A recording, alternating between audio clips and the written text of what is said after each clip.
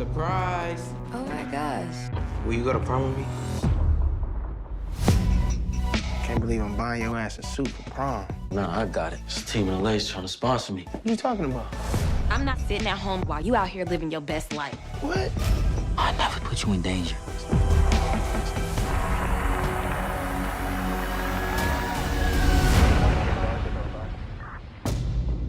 What's up, YouTube?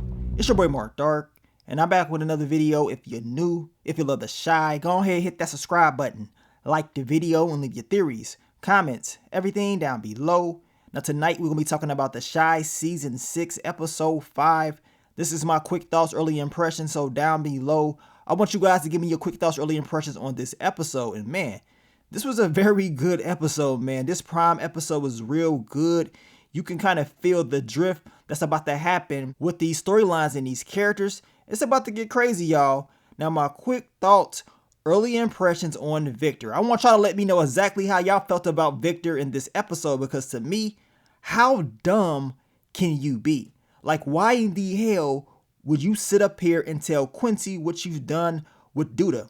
I don't care if, you know, Quincy is messing around with the realtor. I believe his name is DeAndre or whatever. We found out that that's his fiance, and I knew it was something up with Quincy. I mean, the way he was looking at Victor, you can tell something was up with this character. But still, why would you tell this man what you've done with Duda, talking about I helped him get rid of a body? Like, of all people, he's acting like, you know, Quincy is his day one, like he's been knowing him for years. You don't tell him this information. Like, are you crazy? I mean, that's just me. But Victor, he slipped up in this episode by allowing Quincy to know that information. We know the boys are going to talk to him in this next episode about what happened to Q, or if he knows anything. I mean, the way Victor acted tonight, y'all, I don't know what this dude gonna do. But you can tell that he already knew what time it was when they came to his door, and he's probably already prepared on what he's going to tell them. Now, the crazy thing is, Quincy, he couldn't wait to go back to DeAndre and tell him stay away from Otis. You know, he's dangerous and stuff like that.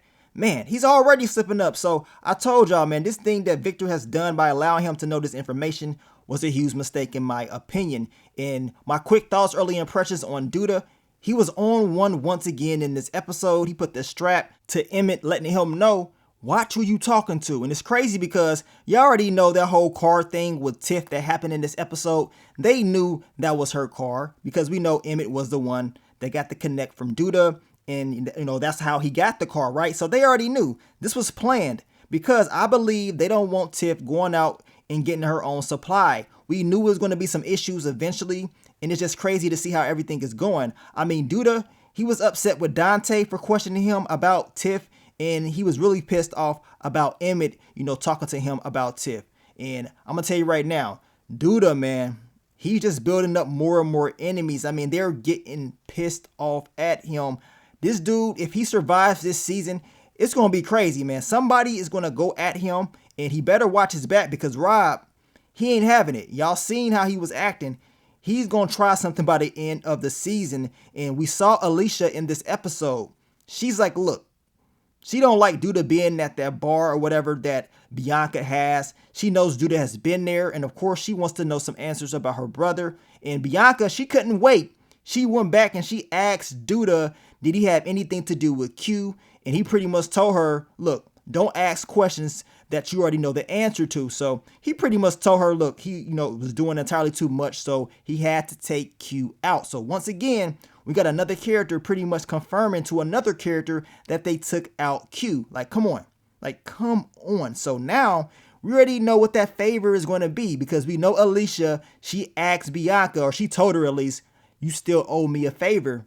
So she gonna cash it in. She's gonna ask her, does she know what happened to Q? And I would not be surprised if Bianca ends up telling her the truth, and then Alicia, she uses her to get back at Duda. But it does seem like Bianca is trying to look out for Duda. We know Duda told her to keep Alicia at bay, but we know this game plan is not gonna work. Eventually, Duda will be exposed, and then it's gonna be held to pay. Now, my quick thoughts, early impressions on Bakari, this whole Jamal storyline with Lene. Hey, he had one job, y'all. That was not slip up with Jamal's sister Lene. He pretty much warned Bakari, and now it seems like it's going to be something. Now, I know in one of these episodes, Bakari's going to, catch a beat down. The question is the beat down going to be from Duda, or is this beat down going to be from Jamal? Well, based off this episode, I would not be surprised if Jamal puts those hands on Bakari, lets him know, like, look, I warned you, you slipped up with my sister, so now you got to pay. And you can tell Bakari really felt bad. I mean, he broke down. I mean, it was kind of sad to see him like that. We also know Bakari gave those guns to Rashad. Rashad put them in the wall. Y'all know this is not going to end well. And I had a feeling Rashad was going to take those guns because the description stated that he's going to make a life-altering decision. So Rashad, he has gone back to his old ways, and eventually it's going to catch back up with him. I told y'all, once Deja finds those guns, it's going to be over, man. Your boy Rashad's going to mess up his whole living thing. Hey, if I was Rashad, I'll go ahead and just work with Darnell, get that $100 or whatever, and then go work at Smokey's. I mean, you got to do something, man. You can't continue to go for this quick money. I know, I mean, it's a lot, but it's a big risk by doing that. I just don't see it ending well for Rashad's character. You guys let me know what y'all think about that. Now, my quick thoughts, early impressions on Kevin. He got a big opportunity in this episode, and hey, he had to take it, y'all. He took it. He said, you know what? I got to move to LA with this whole gaming thing. He got a sponsor and it's looking real good for him. Now, I want to know if he's actually going to go out there because we still have a long way before the end of the season. Remember, it's 16 episodes. So do you guys really believe Kevin is going to go? I know he made the call, but I would not be surprised if something happens along the way as far as his journey and, him actually moving out there. And a lot of you guys was right about Kevin and Maisha. Papa, he didn't give a damn about Maisha. He's too busy thinking about Kenya. He was cool with it. And that's good because we ain't got to have that drama between the two. I did see some people, a few weeks back saying, oh, Kevin, he is stealing Maisha from Papa. You have to remember, Kevin was with Maisha before Papa was with her in the first place. So, you know what I'm saying? You got to remember your history. But I do believe something's going to happen with Kevin's storyline. And, I don't 100% believe he's going to move to LA. I have to see it to believe it. Now, quick thoughts, early impressions on Papa and Kenya. We already knew what time it was, y'all. We knew it was something up with Kenya's character. It was more to it than her just being old or whatever. Yes, she ended up saying she was going to go to prom with Papa, but I knew just based off the official trailer, all the pictures, that something was going to happen. She stated that she had an emergency and of course she could not go to the prom, but we end up finding out that she has a son, and the look on Papa's face, he was like, man, you know what I'm saying? He couldn't believe it, but I knew it was going to be something up with her character. She was holding something back. So we're going to see how this develops.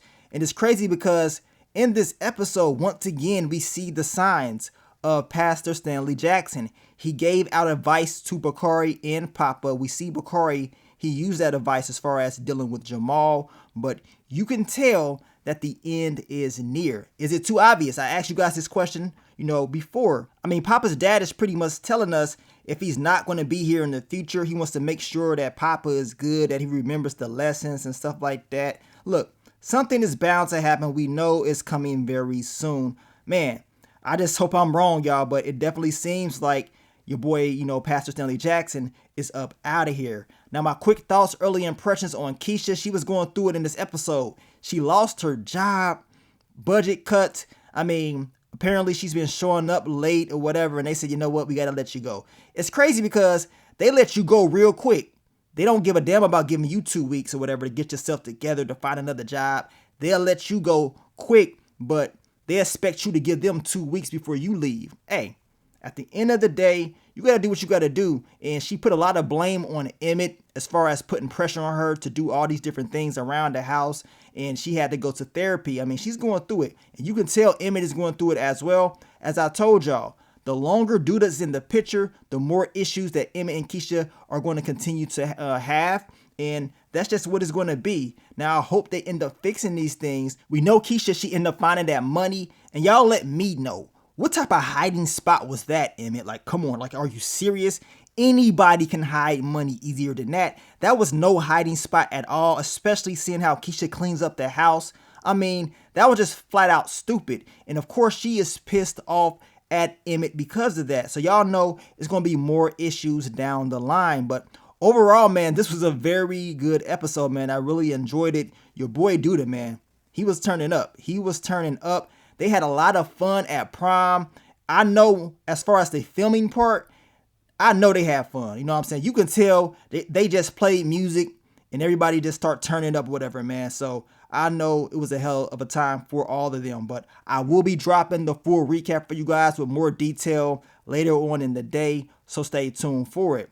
Now, also check out that Power Book 4 Season 2, Episode 1, Quick Thoughts, Early Impressions video that I did. I will also be dropping the full recap for that later on as well. But I want to thank you guys once again for all the love, all the support, and I will catch y'all on the next one. But let me get up on out of here, man. It's your boy Mark Dark. I'm out. Peace.